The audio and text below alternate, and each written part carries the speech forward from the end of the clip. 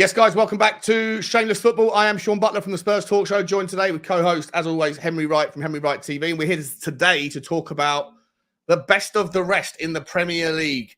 The title race, we're not sure what the title race looks like yet. Of course, it's only 8 games and it's very early to tell, but we have got to figure out between us who's really in it.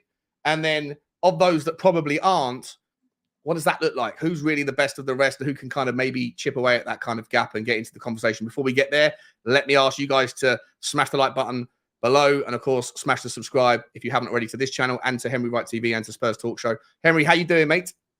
I'm good, mate. I'm good. Premier League's, once again, fantastic weekend of football, in my opinion. But it's just, like I said, it's just a shame we're going into international break. I mean, I'm actually looking forward to this video because do we put Tottenham in a title race shamelessly? I'm going to do it. Or do we put them in the best of the rest? Because I think when you look at people, most fans will say the outright three are City, Arsenal, and Liverpool. Yeah. We've had the best start to a season of any football club, hence why we're top of the tree. But in terms of the best of the rest, who do you, like? I'm assuming we're both going to agree on this, so we're going to say Villa, Brighton, West Ham, and Newcastle. Yep. Oh, so, well, hang on. And Chelsea and United. Okay, yeah, we'll put those in. You're shamelessly not even considering them. Well, they're 10th and 11th, so they're battling for mid. That's just 2 mid-table clubs, mate. No, we'll put them in. If we're going to put United in, we might as well put Fulham in, should we? Or Chelsea, or Forest, Crystal Palace. The Palace are above them both, so why not? Yeah, look, no, I think the Crystal Palace are not going to be able to be in there at the end of the day. I think that they're suffering from massive injuries, and also I just don't think that they're going to have the sustainability, the legs. But I do think that, look, if you're going to be talking about the best of the rest, we can include them and then just dismiss them if you really don't think that they've got a chance. But we got to maybe put them into the conversation. Yeah, of course. I was only being shameless. Of course, they're in it. So it's Chelsea, United, West Ham, Brighton, and Villa, the best of the rest. And the top 4 is Tottenham, Arsenal, Liverpool, and City. Yeah, 100%. All right, let's start then with a team that are brilliant to watch. They've got an amazing youth setup, amazing talent ID, data-driven system, and they're a team that caught everyone by surprise a little bit last year. And I think that this year they're going to keep picking up some crazy results, but they are also dabbling with new things for the first time. They're dabbling with playing in an extra competition that is going to involve a lot of traveling overseas. They have, of course, also lost a couple of their best talents over the last 2 years. I know they've got this conveyor belt of talent coming through, but can that system be sustained? We've seen a lot of teams in the past that have done well by having a buy to sell model, a selling club mentality that can still operate and remain profitability focused and redirect it, reinvest it, and get some sort of results at the end of the day. But ultimately, the system does eventually run out of steam. You've seen it with Leicester, seen it with Southampton, seen it with Swansea. You've seen it a few times in the past, and most of those teams end up. Burnley got into the Europa League, didn't they? Yeah, 100%. Most of those teams end up at some point falling away down to different divisions. I think it's far, far too early to even consider that for Brighton, but they are obviously dealing with new things, and so it's a unique model that they have. Well, where do you stand on Brighton right now, mate? Well, I think in terms of the Premier League, I think they've scored the most goals in the league. They play an extremely exciting style of football. But I don't know if that style is sustainable with the level of experience in the players they've got. Like Man City can do it. And because they've got world-class players throughout their squad. And, that they've been doing it for years and years and years. Like you said, Brighton are facing new things now. They currently sit at bottom of their Europa League group, which is Marseille, AEK Athens, and Ajax. And I'll be honest, I don't think they're going to get out of the group. I think it will be Ajax and Marseille will go through. And I think Brighton could drop down into the Conference League. When you look at their results on there, okay, so they lost 1-0 to Chelsea. Okay, they beat Bournemouth. They lost to AEK Athens. They lost 6-1 to Villa. They were 2-0 down at Marseille. They drew to Liverpool. Who have they got I don't coming know. up? I've got mixed feelings because I think they are a well-oiled machine and they're always bringing out top talent. But I just don't know if they've got a big enough stacked squad to cope with an upcoming FA Cup, Premier League, and Europa League. Now, and they have also conceded a lot of goals. They've conceded the most goals in the Premier League. Only Burnley and Sheffield United have conceded more goals than Brighton, which would be quite worrying if you're De Zerbi. Yeah. I know you've scored 21, but conceding 16 goals is unacceptable after 8 games for a team that's sitting 6th in the league. That's 2 goals a game on average. They've got lots of good players. I'm a big fan of their defenders. I like Webster. I like Estepinian, Lamptey, Dunk. I like their forwards. I like Pedro, Evan the Ferguson, Brazilian striker. Yeah.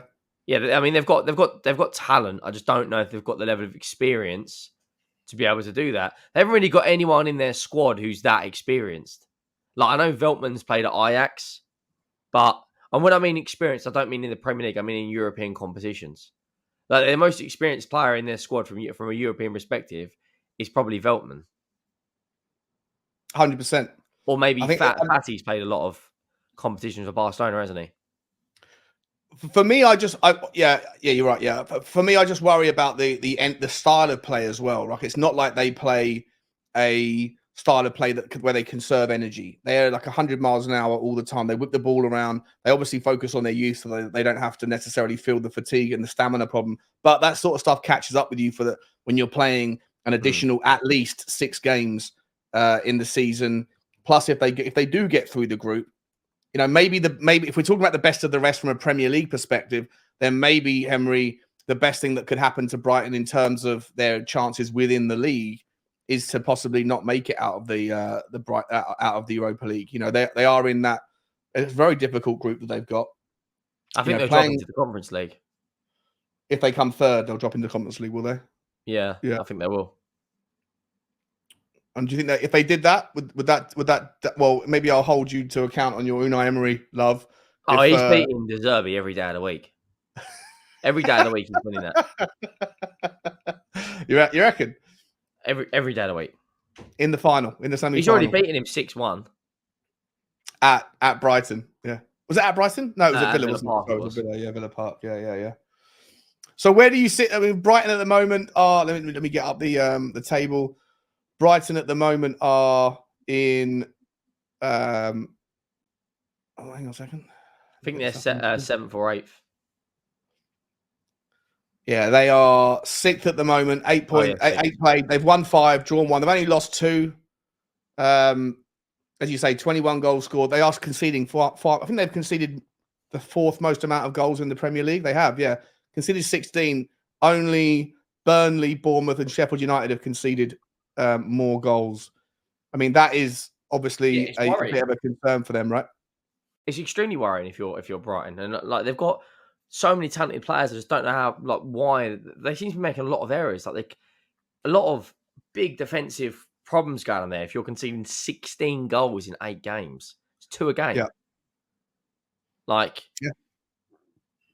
I'd be slightly concerned if I was a Brighton fan. I think they're still riding on the crest of the wall. I mean, I'd love to speak to Brighton fans. And if you are a Brighton fan, let us know in the comments what your expectation is. Are you somewhat like Tottenham fans right now? Some Tottenham fans are not getting ahead of themselves. Henry and I are not part of that group. We are shamelessly getting way ahead of our expectations. But some Tottenham fans are sitting there sort of saying, just enjoying it. I mean, my expectation at the start of the season was good football and top half finish and build.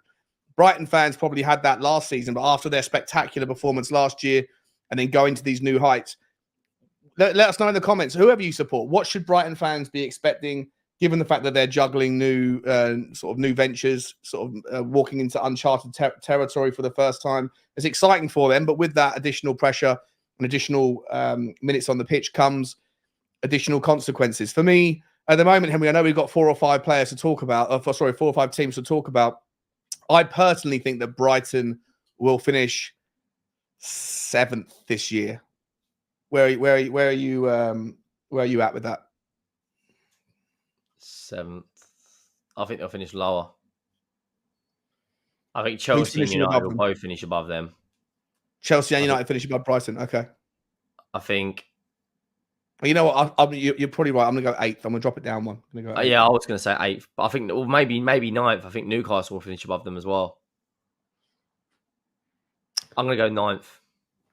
9th. Okay. All right. Well, we'll keep that in the back of our mind, and then we're going to move on now to let's talk about Newcastle, shall we?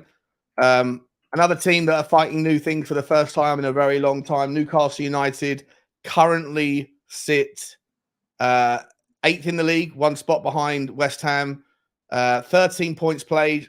They've won half their games. They've drawn 1. They've lost 3, which was not the case last year. Last year, I think Newcastle got through almost until Christmas. I think they're only losing 1 or 2 games. They barely conceded. The massive difference for me this year with Newcastle United is they are looking a little bit more vulnerable defensively than they were for the first half of the season last year. But they also are a cracking team to watch going forward. And I think they've scored the second most amount of goals in the Premier League behind Brighton and Hove Albion, the team we just spoke about.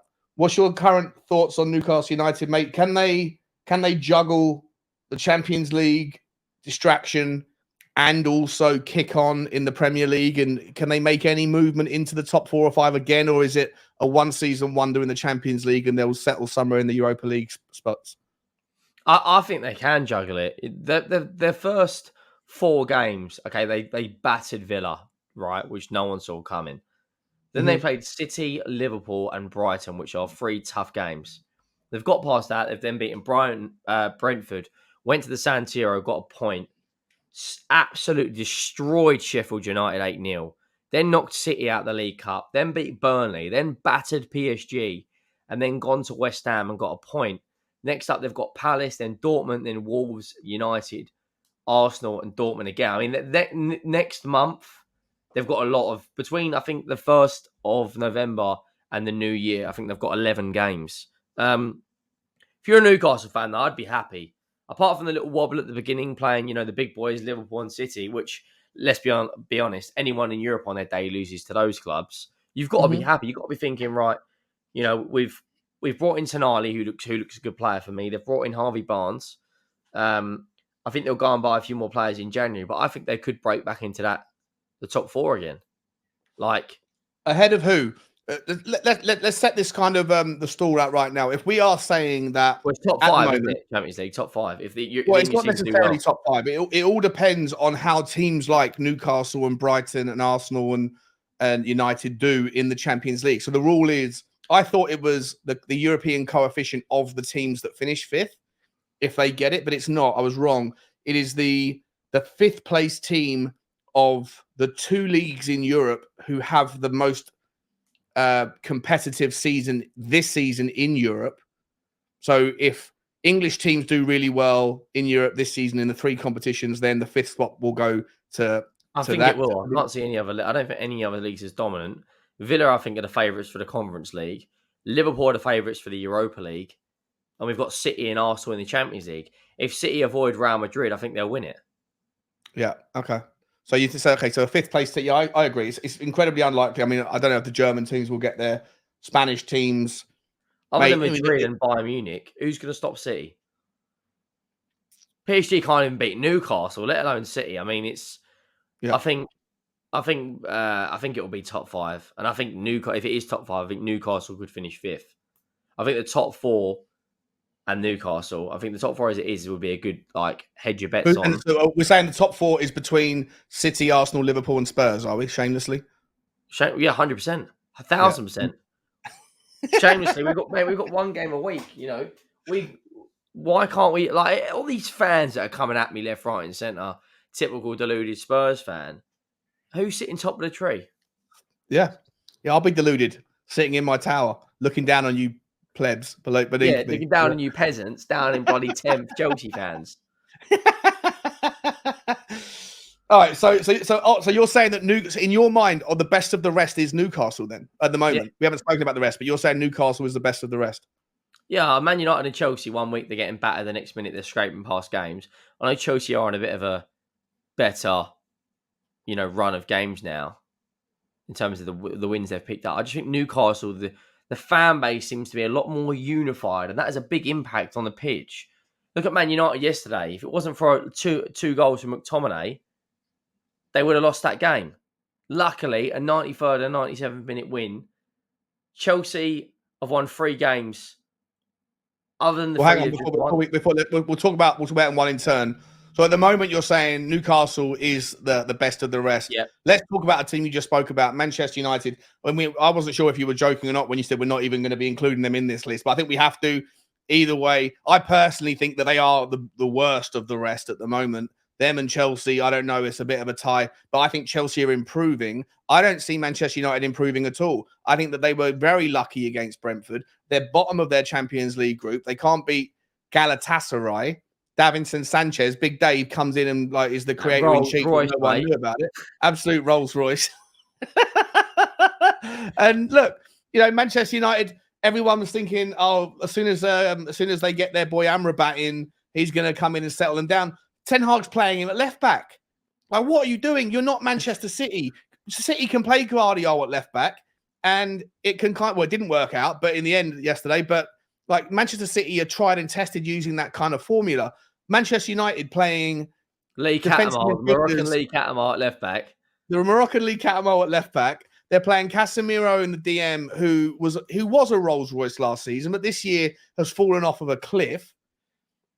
You got Eric Ten Hag refusing to play Scott McTominay because he was trying to force him out of the club, who then has to come in and save his bacon against a poor Brentford team who was sitting just above the relegation zone.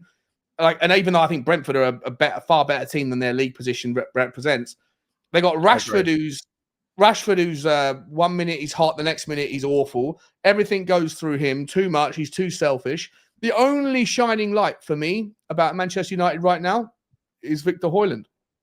He looks absolutely like an absolute talent. They've got other players that are doing bits around. They've got Garnacho. I know they've got that Mainu guy coming back.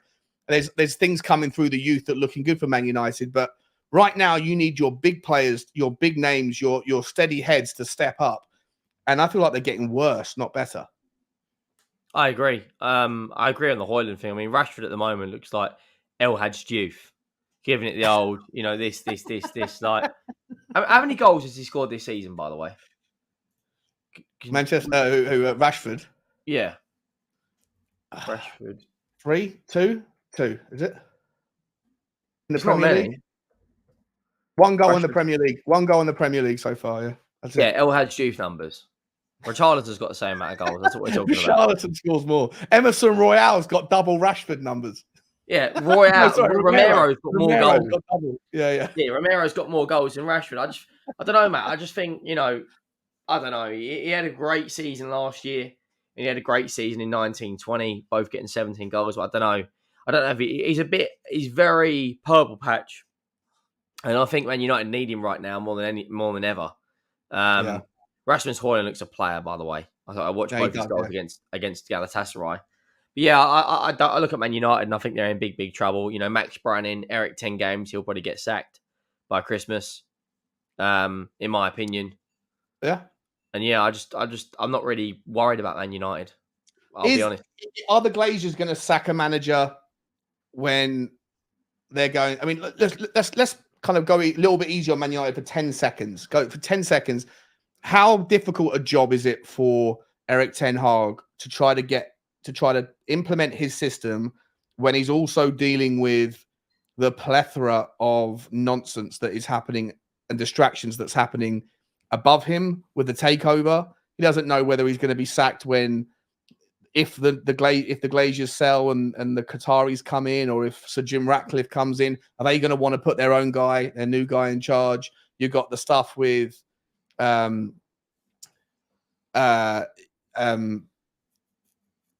winger from Dortmund, whose name escapes me. Jadon Sancho. Yeah, you got the guy with the charge who ended up going across to Spain, who was suspended last year. Mason Greenwood, thank you. I mean, there's a hell of a lot of Anthony as well, and Anthony with these problems back in Brazil. Like, are those things? meaningful distractions, or should a They can professional be, outfit? but at the same time, your job is to manage players that are on the pitch. Greenwood's been taken out the firing line. Anthony's been taken out the firing line. The treatment of Jadon Sancho is, in my opinion, I don't think that the club have managed that particularly well. Mhm. But you've still got to win your football matches. None of that's affecting performances. None of that is affecting the players you're picking every week. And Rashford's got 1 goal.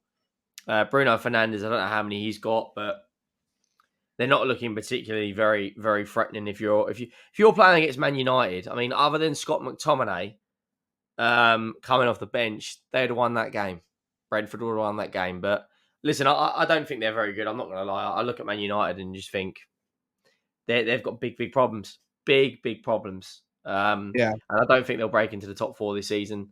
I don't think they'll break into the top 5 this season. I don't even think they'll break into the top 6. If you've got Newcastle in 5th at the moment, I know we've got Brighton somewhere beneath Newcastle, and Man United obviously clearly somewhere beneath Newcastle as well.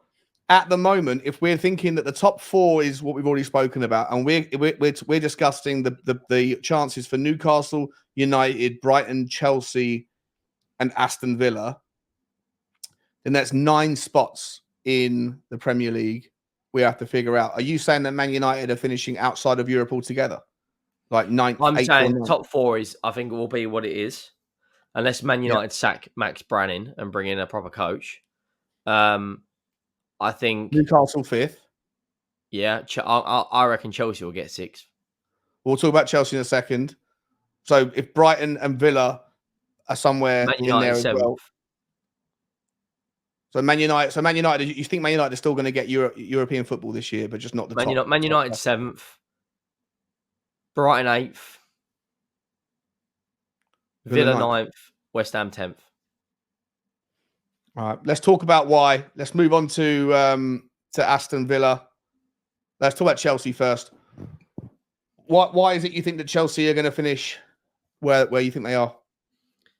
Because eventually Poch's got to get things together. You know, we've seen they're in an absolute horrendous run. They've now won 3 games in all comps on the bounce, and just that 1 game a week will do absolute wonders for them during December when everyone's worrying about, you know, the Champions League restarting in the new year and the FA Cup. They're going to just have their eyes on the Premier League like us. And I think when you look at the amount of quality they've got in their squad, when Nkunku comes back, they'll have someone that can put the ball in the back of the net on a consistent basis when he comes back in December. And I think they will go and get someone else in January. I think they'll go and get 2 or 3 more players. We've seen this owner put £1 billion into his squad. He's not going to stop anytime soon. And for Chelsea for this spending to be sustainable, they need to get in a European competition to balance the books. So if they can break into the Europa League and then break into the Champions League the next year afterwards, you know, it won't be as bad. If they don't, then they've got real big financial problems coming their way because they've bought no one over the age of 25, 26 and put them all on 8-year contracts. So in a couple of years' time, these younger terrible players, risk management for me. Like I've got the receipts. People saying that I was calling it too soon. I think that they understand the ways to manipulate the books to make them be able to handle 100%. But I don't think they understand. I don't think that they have baked in this level of underperformance and this level of contribution and commitment to players that may not make it. I know that Mudryk, for example, is the obvious candidate, right? Because the rules have changed now, so they can't sign people on 8-9-year contracts. But Mudryk's the obvious example. He's starting to look like a bit of a player, but the guy's getting paid a lot of money for a long time. And with finances in football, I don't know where Mudryk goes. If he doesn't figure it out at Chelsea, you could have an Ndombele situation. It's different with some of the players that Chelsea have managed to sell. They've obviously got relationships with Saudi Arabia because of their Clear Lake Capital being indirectly owned by the PIF fund. So there's always that kind of wiggle room. But generally speaking, like they've got a lot of players that aren't necessarily top level. They managed to get good money for Havertz. They managed to get really good money for Mason Mount. I'm not so convinced that they'll be able to find an easy sale for someone like Mudryk to a team that has the money to pay for him as easy as they did with Havertz, who had Premier League experience, and with Mason Mount. Personally, for me, look, I feel like Pochettino getting the result against Fulham kicked the can down the road a little bit and gave them a little bit more time. If they lost that derby, there'd be unbelievable pressure. They've done that. They've now beaten Burnley. Things are starting to look good. For me, it's all about if Chelsea can find a way to score goals, and you're absolutely spot on, Henry. The return of Nkunku is going to be able to because they do create chances. His numbers Raheem last Sterling year. on his day is unplayable still. Sorry, go on, Henry. I was going to say, Nkunku's numbers last year are absolutely insane. He'll 100% start scoring goals.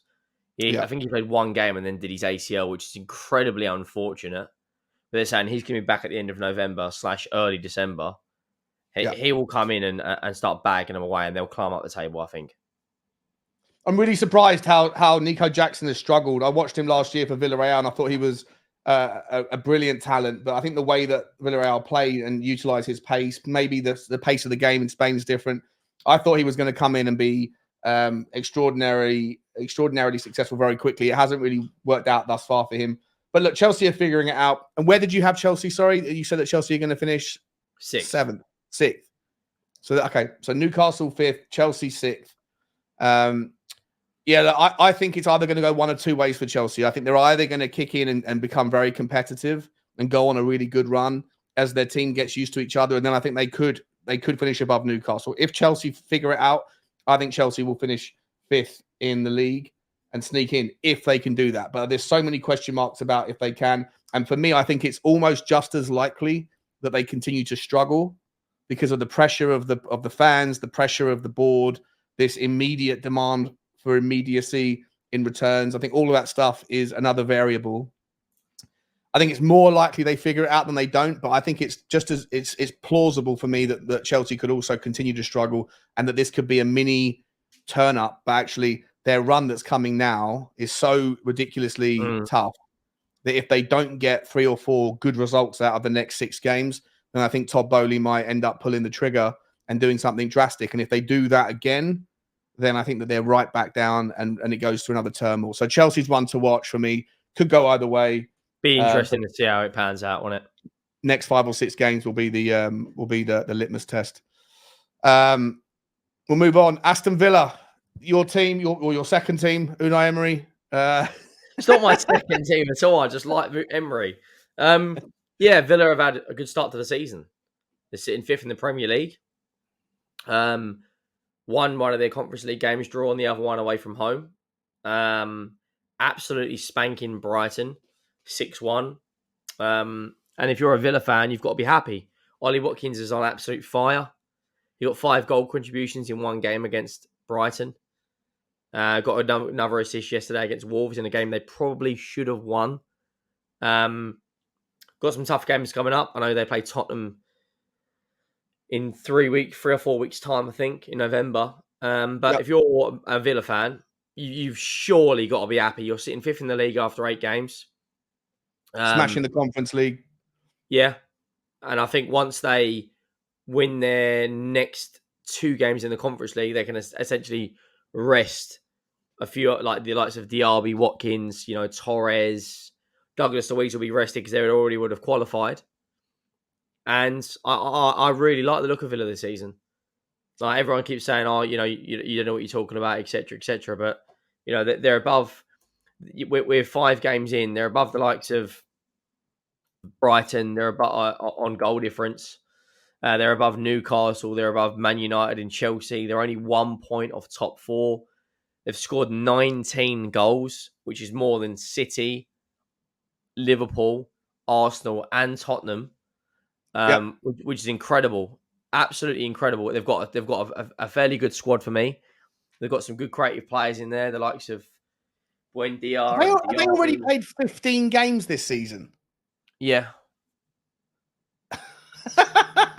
Is that because they had to qualify in the Conference League or something? Yeah. Wow. They've played twice as many games as Tottenham already, almost. Unbelievable. They played Newcastle, and then they played Villa. Then they had a playoff. Yeah, they have 16 games. Bloody hell. They had a playoff Conference League game where they beat Hibernian 8-0 on aggregate. Then they played Liverpool, Burnley, Palace. Then another Conference League game, which they lost 3-2 in.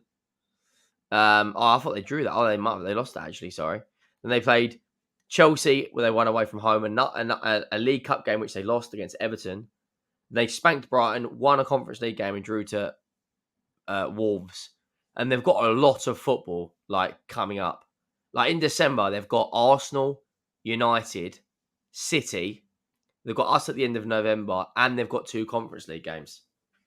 So Yeah. they need Watkins. If Watkins was to get injured, it would be absolutely catastrophic. I was just going to ask you, mate. I was just going to ask you about that. I mean, you look at their depth. That to me is the question mark, right? You got Diaby, who's already had a knock this year. Ollie Watkins, obviously, he's banging in the goals, and Diaby's hit the ground running, as is Duran. But beyond their starting 11, Zaniolo is going to come through though. He's been injured, hasn't he? He's been injured. Yeah. Yeah. You got Clement Longley on the bench. That Rolls Royce. That Rolls Royce. Yeah. He's more of like a Renault Clio. I don't know if they get a couple of. I guess it's the same for most of these teams apart from Manchester City. 2 or 3 players out. If they lose Watkins or Diaby, if they lose Douglas Luiz or John McGinn, if they lose, Lucas Dean or I mean, I'm not even a massive fan of Pau Torres, although he did score against Wolves. I think that Villa, like everybody else, are 2 or 3 injuries away from a crisis, right? Where do you have them? You said they were going to be 8th, didn't you, or 9th? Yeah, 8th or 9th around there. But I do think they will win the Conference League. All right. Yeah, I personally, I'm a massive. I don't like Aston Villa for some reason. They've become my team that I despise. I think it's because of. It's only because I like Emery. That's the only reason. Yeah, I know. Yeah. No, you and Sava spent all summer telling me how how many Tottenham look players. At them, they're 5th in the league. That's. Yeah, but it was one of these how many Tottenham players get into Aston Villa, and I was like most of them, and you guys were like none of them, and I was like, get out of it. Anyway. Last one to talk about is the surprise outfit for the year. West Ham United. Look, I really like West Ham. I shouldn't say that as a Tottenham fan. I've always had a little bit of a soft spot for them because I think they're a team that's just local to their community. They're not going to have many fans from other ends of the world and that. And I think they just keep it to themselves. They're mischievous in the Premier League. They can always pick up results. Always have been able to pick up results against bigger teams when they used to come to Upton Park. They're an interesting team. They're a nice entity to have that just cause a little bit of disruption to the kind of process. But that was when they were a nothing entity in terms of threat. They pick up points on their day, but ultimately they weren't a threat. I think West Ham are a threat now. I think they've used that money from Declan Rice extremely well. And when I look at their first 11, they got 6 or 7 players in there, mate. Let me get it off. Kudus, get it right offside. It is the guy. Kudus. It's not just Kudus though. I think that they've got. Let me pull this one up here as well. Yeah, they've got Bowen, Jared Bowen, James Ward-Prowse, Paquetá. I really like Zuma. I think Zuma's a really good centre back. I think that they've got Aguerd as well as a good defender. Alvarez. got some good players. Bowen, right? They've got a good squad. But what's your thoughts? They're obviously dabbling with Europa League for the first time in a long time. They won the Conference League last year, so they got a bit of European pedigree.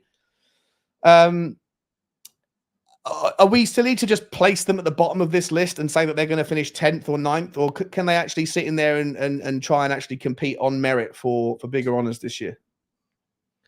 I've just seen that West Ham. Jared Bowen signed a 7-year deal. Yeah, he wants to. He said he wants to stay with them for life. He was a one team guy. They signed him from Hull Sorry, yeah, you're right. Hull, 16 million. So that would mean after that deal, he would have been there 11 or 12 years. Yeah, something like that. Scored the winner, and he's a legend at West Ham. He scored the winner in the Conference League final. But in terms of West Ham, I don't know if they've got enough depth outside of their 11 to compete on all competitions. I don't think they do. And I do think eventually they will prioritise that Europa League like they did when they lost to Frankfurt in the semi-final 2 years ago. And they prioritised the Conference League last year, finishing 15th and winning it. I think they'll prioritise that over a lot of the Premier League games. And I think they will finish around mid-table, but get quite far in the Europa League. I think if West Ham play Brighton in the Europa League, I think West Ham knock them out. They've got experience. I think the only team if West Ham can avoid Liverpool and the likes of Bayer Leverkusen, I think they could go very far in the Europa League. They've got experienced players in there that have won and got experience winning European trophy. Who have they got coming up in the Premier League? They got Villa next. That's on Sunday on TV. All over it. That. Well, Emery can't find a way to get the 3 points. 1-0 Villa. 1-0 Villa. They got Olympiacos after that, and they got Everton at home. Should be able to pick up the points there. Arsenal away at West Ham. That is an interesting battle. This is one of those games where you could. I will be shamelessly saying. I'm not even going to say it shamelessly. I genuinely think West Ham can get a result against Arsenal at West Ham in that sort of environment. 100%. Brentford away. Olympiacos again. They're doing the double leg against Olympiacos. Who else they got in there in the Europa League? Bako, Topola, whoever they are. And who's the other team? Freiburg. Yeah, they're coming out. Freiburg away from home, didn't they? 2-1. Yeah, they're going to top that group.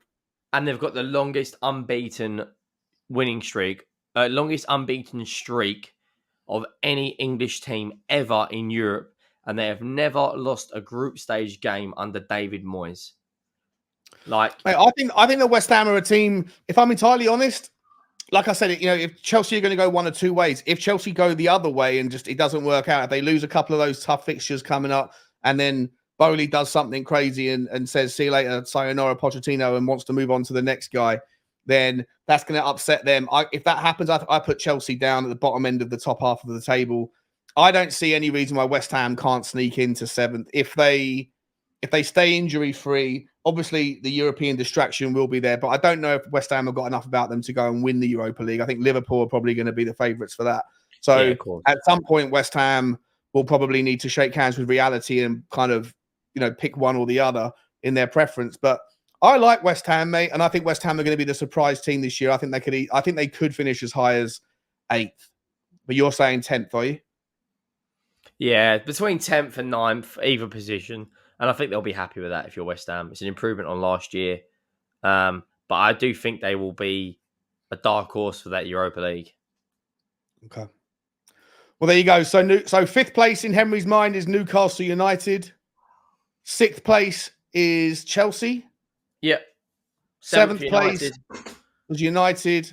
8th place was Brighton. Brighton. And then 9th Villa. And 10th West Ham. I think that's fair as well. I am going to go and say Newcastle United 5th. I think you agree with me. Oh, I think they could do it. I think they could. It's very close, mate. It's very close. Go full in. They will do it. It's very close. I'm going to go Newcastle 5th, Brighton 6th. Chelsea 7th. Man United at 8th, you're saying? I actually think Man United. Yeah, I'm going to go. It's close. It's close. It's really close. I think Man United are possibly right down the bottom there. But Man United 8th, Villa 9th. No, sorry. Mate, I don't even know. These two, I think the both of them could do it, and I hate Villa, so I'm going to put Villa 10th and West Ham 9th. I hate Villa. There you go. We'll come back and we'll rejig these at some point closer to Christmas. That is our best of the rest. And some of you might be absolutely annoyed that Tottenham Hotspur are not included in that. You think that Tottenham are not fighting for the top 4 or title challenge. We're going to be doing a show on the title race thus far as well very soon. And Tottenham will be in that conversation alongside Arsenal, Liverpool, and Manchester City. Guys, Henry, thanks so much, mate. Where can people find you? Yeah, on this channel at Shamus Football, and if you want to go to my personal channel at Henry Wright TV, which is predominantly 99.9% of it is Tottenham related stuff. So yeah, awesome, man. Go over there and subscribe. Links in the title, as will be Spurs Talk Show. But make sure you smash the subscribe, guys, and let us know in the comments if you disagree or if you shamelessly think that we're absolutely bang on the money. Like, subscribe, and comment. And as always, up the shameless.